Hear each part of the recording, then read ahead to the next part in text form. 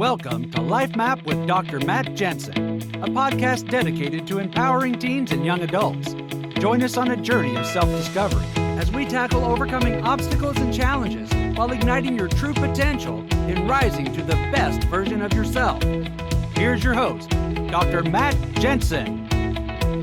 Hey, welcome back, everybody. Once again, it's a pleasure to have you back on Life Map with Dr. Matt Jensen, where we continue down the road of life and we encounter the obstacles, the hazards. You hear me say it week in and week out, but we are here to provide stories, quotes, and opportunities for growth and, topics that can help each one of us, especially you teens, college students, young adults. And of course, I love that the parents are listening because, let's face it, life is unpredictable and it continues to be challenging. But as I've discovered, life can be a wonderful journey and the obstacles don't have to be our focal points.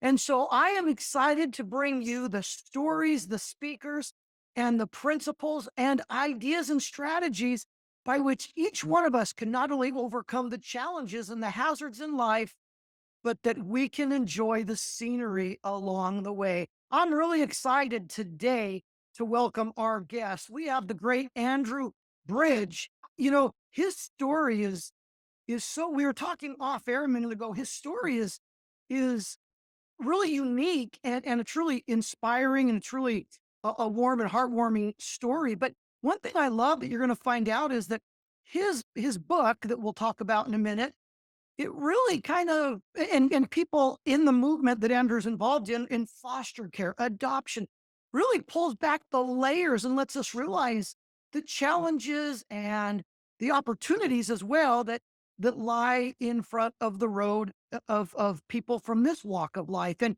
he has lived it, he's experienced it, but the great thing is that now he's a champion for these wonderful kids and individuals that go through a different and specific set of struggles. But without much further ado, let me read his bio, and then I want to get him talking because this is going to be a wonderful 2 segments where we're going to talk about his story, his book, and what he's doing now. So Andrew Bridge spent 11 years in the Los Angeles County foster care system.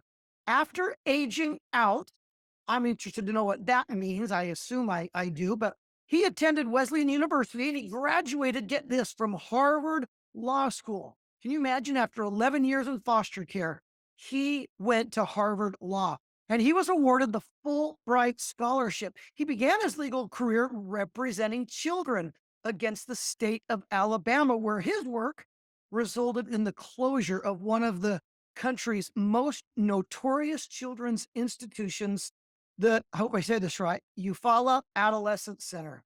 We'll talk more about that later.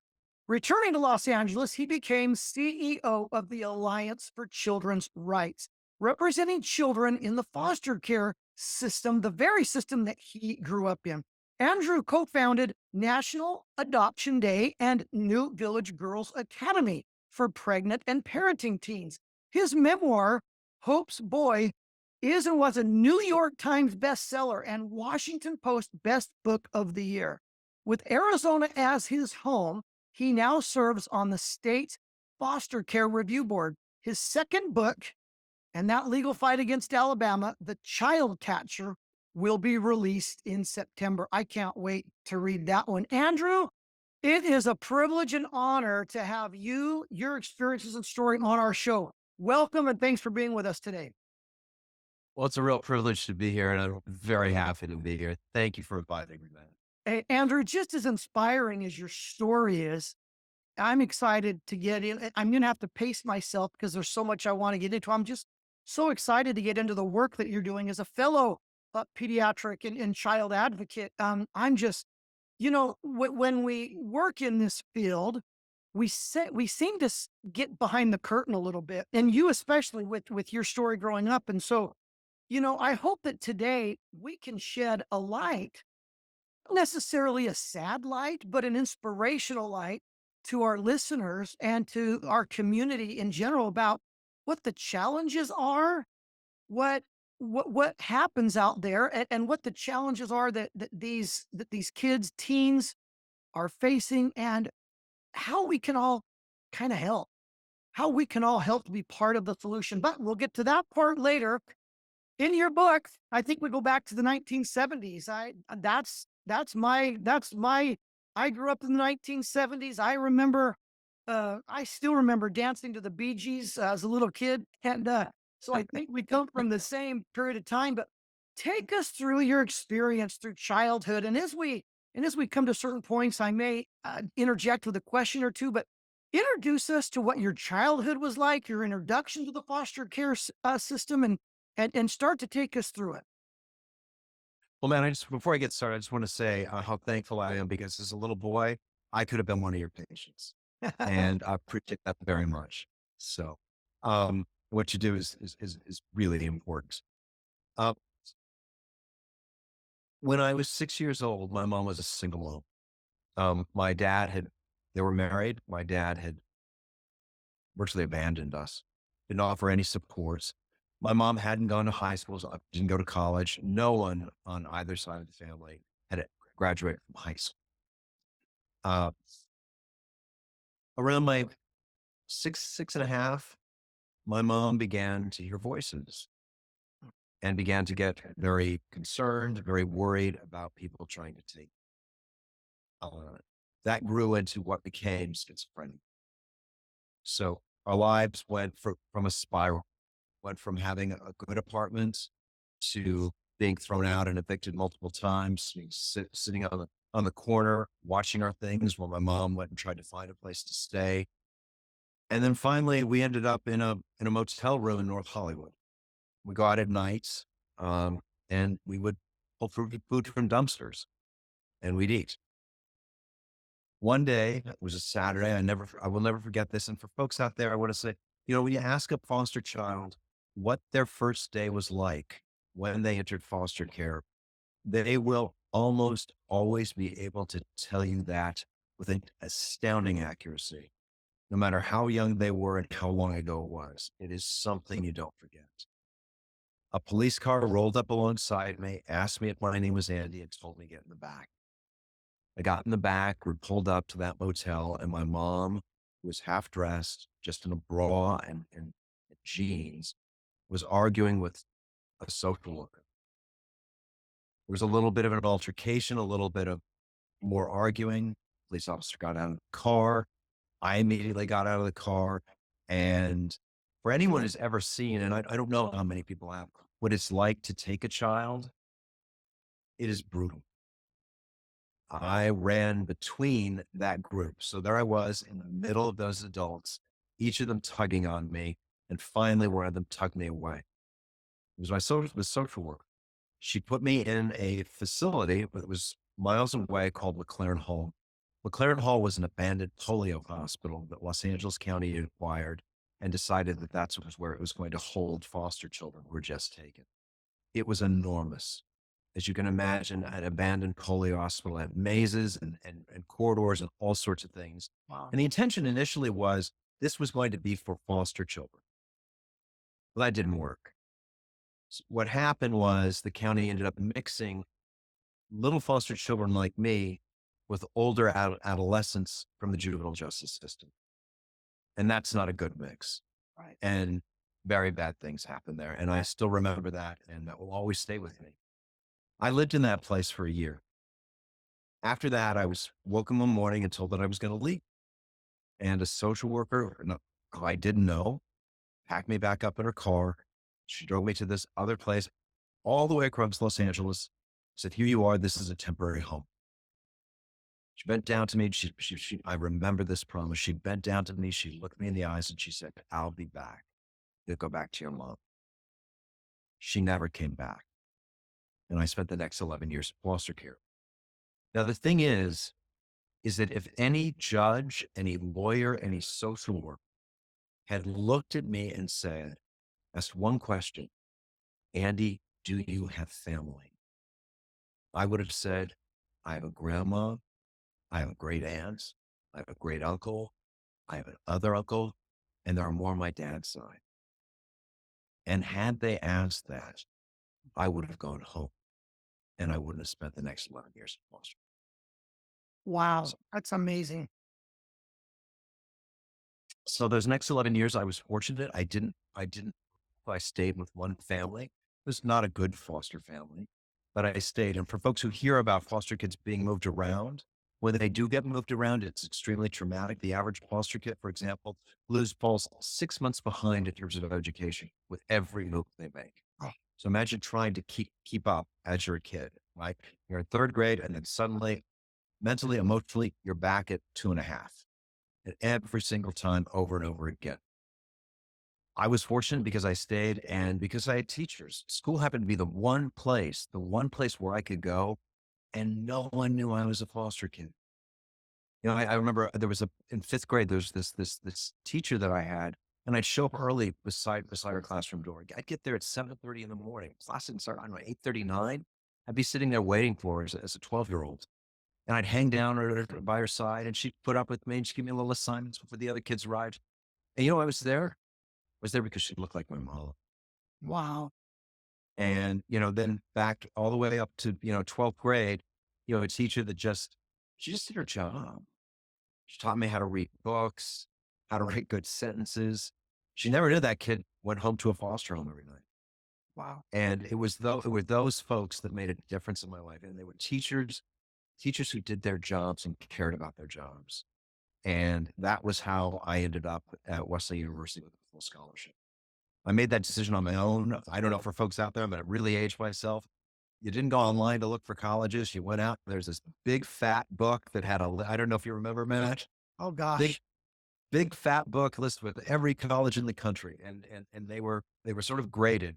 Looked at your test scores and the grades in the back, and then you pick. And that's all I did. I didn't have anyone to tell me. So I looked at the back. I knew what my test scores were. I knew what my grades, and I just ticked off 3 schools and wrote in. And I ended up getting a full scholarship at Wesleyan University. One thing that's so interesting to me that I just kind of want to touch on, because I see this teaching moment here for all of us, or I should say a learning moment for all of us, is that you mentioned that a teacher, and I'm sure there were several growing up, who treated you like every other student. And I mean that in a good way, where they were interested in you and your learning, and they didn't necessarily have a preconception or a prejudgment of who you were. In the day of, listen, technology is great, right? We all love the ability to be in touch, to connect with others. I've spent countless other episodes talking about the dangers of technology, but by and large, technology has been a pretty good thing for society. We can connect with each other. But you know, in the days now of direct messaging, of texting, of Snapchat, of Facebook, it's easy for people. We all have heard the term Facebook stalking. In other words, you're going to make your judgment based on uh, a media output on somebody, and we all kind of fall into that trap sometimes. Want to check things out before we get to know somebody. And there's some good in that when it comes to maybe dating and whatnot. You want to make sure you know who you're getting. But here's a teacher that didn't have the ability to say, I want to find what's this Andrew Bridges story? Oh, he's been in and out of the system. So I need to approach him differently. Now, sometimes kids do need some extra help, whether they're in foster care or not. And we have great systems. We have IEPs. We have all of these things that allow kids to get the attention they need. But the essence here that I'm saying is that how great was it and how impactful was it that you had teachers that didn't necessarily hold your background or your personal situation against you, but that they taught you and inspired you as a teacher should anybody? No, it was the most important set of relationships I had in my life. I was fortunate because I did well in school, and that worked great because it meant I got immediate good feedback. If I answered a question right in class, they gave me a high five. They liked that. If I didn't answer it right, they still did it. If I turned in a good paper, they still did. But more than anything, and talk to foster kids today, when I talk to foster kids today, the thing that they carry around with them is, I want to be a kid. I just want to be a kid. I want to be the kid that I remember I was before all this happened. And that's what those teachers let me be. I'll tell you something. It's one of the more unfortunate things that my foster mother did was she used to wake me up at 2 in the morning. I mentioned that I was at McLaren Hall, which was an abandoned polio hospital. It's a terrible place. She used to wake me up at 2 in the morning and say, I've had enough. Pack your things. Sit by your bed. Your social worker's been called. Should be coming in the morning to pick you up. To pack my things. I'd sit there, I'd wait, 7 o'clock in the morning, it'd arrive. And she'd come in, she'd say, you can go to school. So I'd go to school. And that was that place where I could just sort of take a moment where these people were kind, where they did what they were supposed to do. And then I remember riding back from school, on my bike. And if you ask a foster child, what's that thing one of those things that they just absolutely dread? It's that unknown parked car on the curb. It's that car that says, you're going. And riding my backpack and looking for that car. No, my foster mother never did it. It turned out to just be, I don't know why she did this. I don't know why she did it over and over, but it was school that gave me that kind of respite. And, as I say, when you sit down and you talk to a foster child, that's one of the most important things they want. Would you please just let me go back to being a kid I was? Let me be with other kids. Let me go to school. Isn't that interesting? We have, our own kids, they complain about school. It's work. But little do they know that that's where they experience so much social development, social growth, and, and other benefits in just learning to work with other adults, learning responsibility. So let's kind of move on. So at that point, so take us further along now. So how many foster homes do you even remember? How many foster homes did you go in and out of during those 11 years? Do any of them stick out as good experience or people that really did a good job trying to help you? Or what were some of those other experiences you had that pull back the curtain a little bit and show us that, hey, it was a struggle and they weren't all happy and roses. So here's the thing. And one of the most important things, I said that it wasn't a good foster home. Today, I don't think that foster home would be licensed, to be honest with you. I've Mm, done work with licensing of foster homes. I don't think that would happen, but I stayed in that foster home. So I was not moved. mm, And that was incredibly important because I had stability. It wasn't good stability. And as I said, just start talking about, the things that we've done, things my foster mother did about when you're yeah. leaving, that the threat, but it was stability. Now, the other thing though, was that other foster kids would come into the home and they'd go and I'd see what that did to them. Mm, I remember, I'll tell you one story about, we don't talk a lot about this. I think we should talk about foster kids. Sometimes we do hear about foster kids who run away. And one of the biggest reasons they run away is when they're told they're not going home. They're staying in the foster care system. And whenever I hear that, I think of a boy, his name was Alvy. I must have been, I don't know, 9 years old, and Alvy was 14, which made him instantly cool. Alvy knew how to, I didn't do it, but Alvy knew how to make his own homemade tattoo. Scared me to death, but it was fun watching. Anyway, I remember it was a Thursday, and when social workers came, they were always put in the living room. Now, it was one of those homes where you weren't supposed to go in the living room. The living room was kind of off limits. We had a TV place. That's where you did not touch right. that living room, right? Yep. And so that's where social workers came to meet foster children. And Albie's social worker came. It was on a Thursday, so it seemed like a visit like any other kid. It seemed like some of my visits, although my social workers just stopped coming.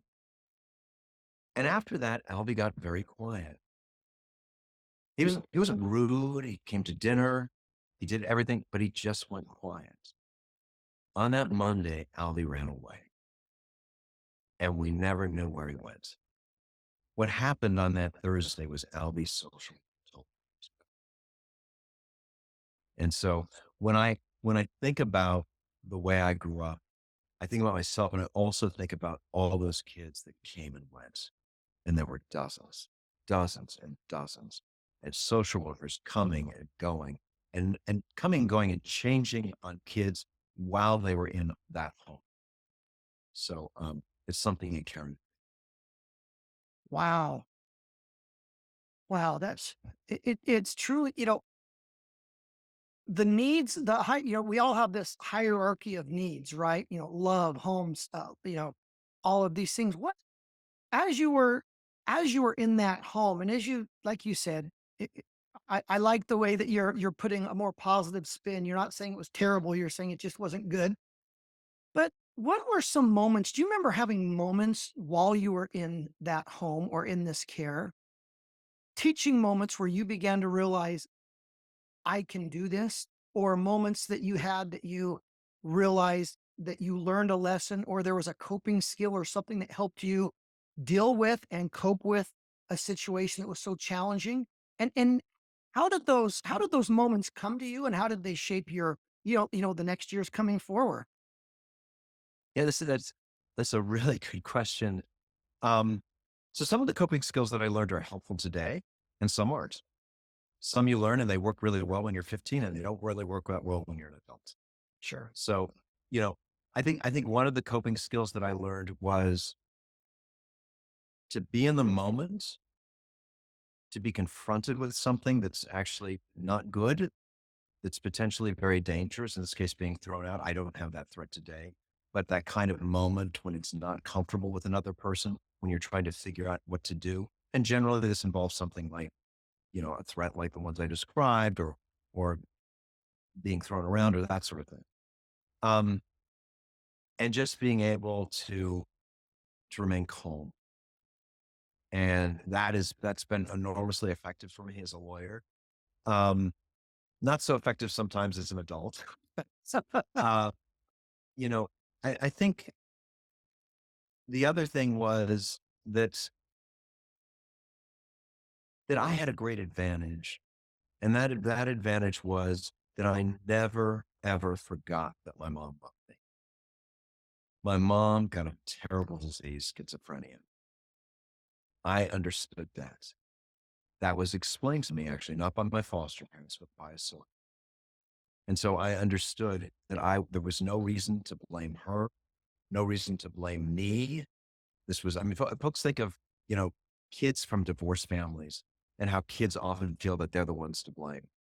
Well, foster kids feel something like that, but it's a lot worse.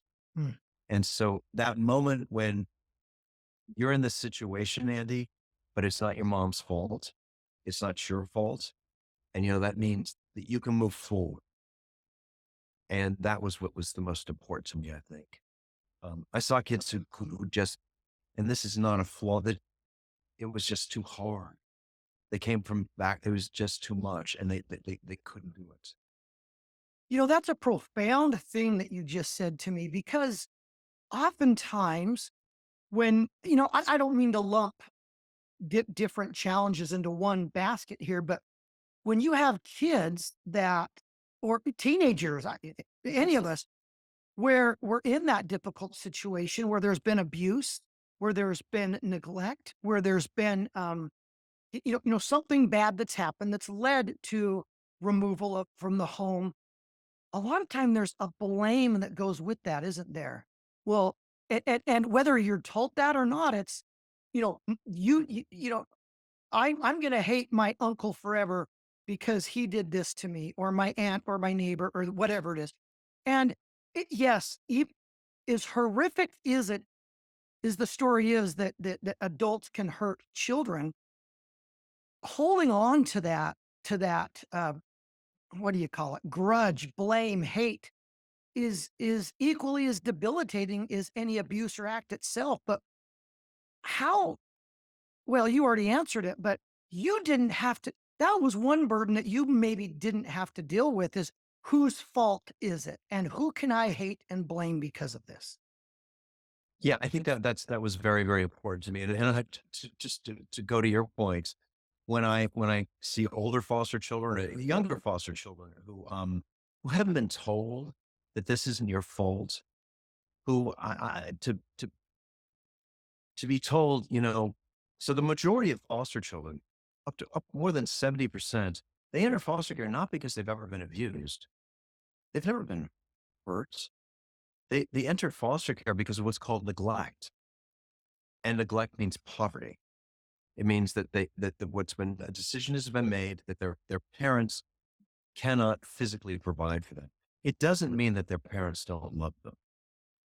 And so I think that this tendency to blame parents, it doesn't help. And, we can feel the way we do about our parents, but here's this. The person that it hurts the most is that parent's child. Mm. Because in some way, that parent will always be that child's beginning and end. That's what we need to think. As a pediatric dentist, I, worked with kids.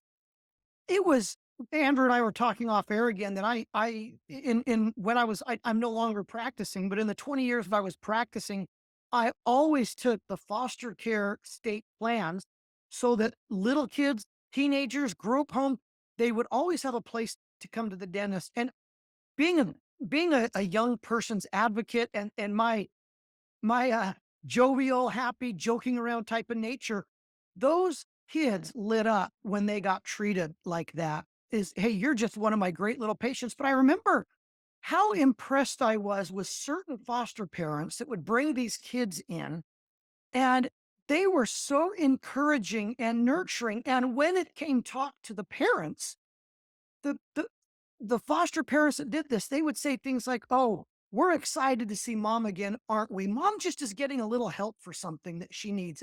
And it was transparent and it was positive, and there was no shame. There was no blame game or, well, you wouldn't be in this situation if your parents were doing what they should do. And the regardless of where anybody's falling short, right? To put it nicely, there's never any benefit to blaming or vilifying anybody. And I think that's an important lesson, whether we're dealing with kids in foster care or not, because as parents, it's so easy to judge other parents, whether they're the Joneses next door that seem to have everything, or what appears to be maybe parents or families that aren't providing what they should. It's so easy to play the blame game, but when is that blame game, or when is that judgment game, I should say, that's even better. When has that ever led to something good? I agree. Actually, it's one thing to blame that, and then it's another thing to find solution. And blame, it doesn't get you there. I mean, I think we know this. We know this. We know this in our jobs. Maybe we don't like our boss. Maybe we don't like our coworker, and we could just blame them, call them everything. And you know what? That's not going to help that relationship. That's not going to make you like your job better. That's not going to do anything. And that's why I think it's so important with parents. And the thing that you just described about foster parents talking about children's parents that way is so important. I've recruited foster families, and I've talked with foster families. I've done adoptions. I know that it's hard. It's very, very hard for a foster parent. It's very, very hard to the best foster parent. They attach to that child. They love that child. But all the while, they've got to remember that the number one goal is to return that child to their family. And that is hard. I understand that. And I think that's what they do. It makes that all the more, I'll just use the word. It's a big word, but noble. Just noble to do that. We only have a few minutes left in this segment, Andrew. Let's kind of talk. I mentioned your bio, aging out. Let's kind of go. So there you are. School was your safe haven. School was your fortress. And I don't, man, I wish we could have spent so much more time on just the empowerment that you felt by going to school. And obviously, with being a college graduate, going to law school, Harvard nonetheless, you obviously gained some self confidence, some positive self perception that fueled you to continue to move forward. But what does aging out mean? Does that mean you turn 18 and you're gone? And what made you, I think we glazed over this, but good grief, 11 years of foster care. What propelled you to continue your educational endeavors? Was it the safe haven that you had felt in the years past? Was it your desire to be an advocate? Tell us about your aging out process And what fueled you to go on to become who you are today? So what aging out is aging out means the child reaches 18, and what has happened is the worst possible outcome for a kid. That means that we've taken a child from their home. We haven't returned them to their home. We haven't found an adopted family. We haven't found a guardian. We haven't found a grandma, a grandpa, an aunt, an uncle for kin care. That child has no one, and now they've reached 18. So if you, your viewers can think just for a moment what that means to that child, there is no other outcome that is worse than that. With our worse in terms of what we do with kids. So in my case, what that meant is I was 18 and I had to go. Uh, you're going. And there wasn't any argument. There wasn't any, can I stay in the house? That was not happening.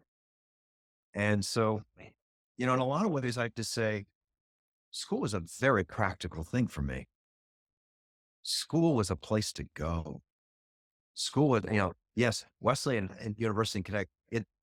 I'm blessed and I'm thankful. It's a fancy school. Thank you. I'm glad they gave me what they did, and I will never ever forget that. But what they also gave me is they gave me a bed. They gave me a place to go. And so, I when I made that choice to go, I didn't know what that place was. You know, I didn't have money to get there. It happened in Connecticut. I'm living in Los Angeles. Uh, I worked at a grocery store as a bagger, and I saved my money to pay for that flight. It took me from LAX to LaGuardia. I still remember getting off the plane in LaGuardia at 1 or 2 in the morning. Never been to New York City before, with everything that I own, and waiting there because I hadn't planned it right, of course, to get that bus into Middletown, Connecticut. So I think it must have been about 10 hours alone in New York waiting for this, and getting into that town, and for the first time seeing the place that I was going to stay for 4 years. And in a lot of ways it was wonderful, and in a lot of ways it was not. It was very hard. And so to go, what I think is important for folks to realize that only 2 to 3% of all kids from foster care ever end up with a college degree, ever graduate. But the thing is, if you ask foster kids, do you want to go to college? Overwhelmingly, 70, 80% say, yes, I want to go to college. Yes, I do. But to go back to what we're saying, we move them so much around. By the time they graduate, they've got the equivalent of a 7th or 8th grade education. There's a lot of work to catch up on. We can just do better. We have to do better. So interesting that, and correct me if I'm wrong, but when it was apparent that you weren't going home in that last year or two of high school, and you recognized that you could have an opportunity um, to go to college, you didn't look at it necessarily as a chance to attain great things. It was more of a chance for additional stability, and like you said, a place to lay your head. Yeah, I'd say that, I do want to say that, the other thing is that what never left me, um, I kept waiting for mom to come back. I kept waiting for mom. And so when I was in 12th grade, I remember thinking, she's not going to know where I am. She's got this address, but I'm not there anymore. I'm going to lose her.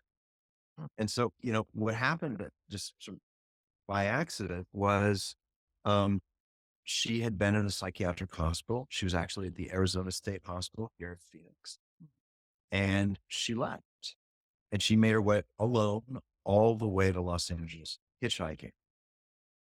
And then she called and she asked to see me. You know how I found that out?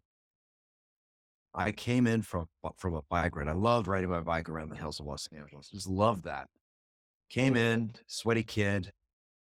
I haven't seen my mom for 6 years. And tacks on the refrigerator door with a magnet are the words, your mom called. You need to call the department. And what happened was the department wouldn't take me there. So I got on a bus, and it was a 4.5-hour trip. And I went to see her in another psychiatric hospital alone. And she and I sat there in the courtyard talking. So that was aging out. Tell us about that experience with your mom. I know we're almost out of town, but you kind of left us hanging there. Yeah. Schizophrenia is an ugly, unforgiving take-all disease. And folks out there that have, you know, children, husbands, wives, friends, partners with it, they know that.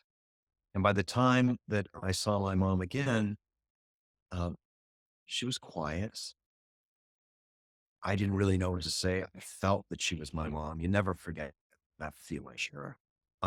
One thing that I do very specifically remember is sitting there with her for, gosh, it must have been about half an hour, and me getting her some coffee and trying to do everything to please her, to be a good Sure. boy. And her finally looking at me and just saying, I tried. Mm. And she did. She did. And now you got my eyes welling up. So, Well, yeah. you know what? Every parent, I think, has a moment where we don't know how we're doing, or we feel like a crummy parent. And you know, parenthood. There's books about parenthood, but let's be honest, there's no book about how to be a perfect parent. And it sounds to me, not sounds to me, it was obvious that your mom had challenges that were beyond her own ability. And, you know, that's that's the pathway for some of us, for some people. And I'm I'm moved by the fact that she tried to explain that to you.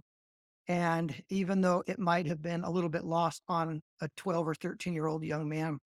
Um, Andrew, thanks for sharing your story with us. This has been it's been an eye-opening segment for me, and I know for our audience. To our listeners, stay tuned. And next week, now we're going to shift from what we just learned about Andrew Bridge, his growing up, and you're going to realize that what he experienced has fueled and propelled him to become a champion. And what he is involved in now, the advocacy and the purpose that he's involved in, is truly inspirational. And so you want to come back and watch the segment next week. I don't have to wait for a week. We're going to take a quick break and then we're going to get right into it. But make sure you watch next week, because you're going to learn of his involvement, what's out there. And, it may be so easy for the traditional nuclear family to say, oh, well, I don't have foster kids, so there must not be anything I can do. Or I'm too busy with my work.